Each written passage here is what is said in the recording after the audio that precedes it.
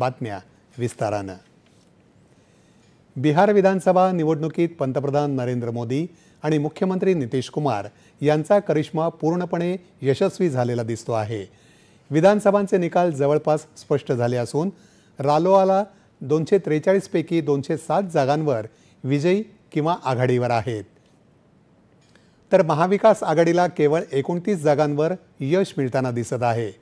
मतदानोत्तर चाचण्यांच्याही पलीकडे जात बिहारमध्ये रालोआची सुनामी आलेली दिसते आहे। रालोआच्या 5ही घटक पक्षांनी प्रचंड यश मिळवत हा ऐतिहासिक विजय नोंदवला आहे।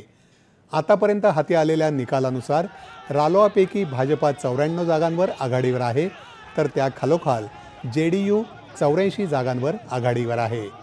चिराग पासवान यांची लोजपा 19 जागांवर, तर हिंदुस्तानी आवाम मोर्चा 5 पैकी 5 जागांवर आघाडीवर आहे। उपेंद्र कुशवाह यांच्या पक्षाला 4 ठिकाणी विजय मिळताना दिसतो आहे, तर दुसरीकडे तेजस्वी यादव यांच्या नेतृत्वाखालील राजद केवळ 24 जागांवर विजयी होताना दिसतो आहे। रालोआचा झंझावात इतका प्रचंड आहे की इंडी आघाडीचे मुख्यमंत्री पदाचे दावेदार तेजस्वी यादवही बऱ्याच फेऱ्यात पिछाडीवर राहिल्यानंतर अटीतडीची लढत देत आहेत। काँग्रेसची इथे दारुण अवस्था झाली आहे। आता तरी काँग्रेस केवळ 4 जागांवर आघाडीवर आहे। प्रशांत किशोर यांच्या पक्षाला खातं उघडता आलेलं नाही। या निकालांमध्ये महाराष्ट्रातल्या निकालांप्रमाणेच ट्रेंड दिसतो आहे। रालोआच्या 5ही घटक पक्षांचा स्ट्राईक रेट जवळपास 90% इतका आहे।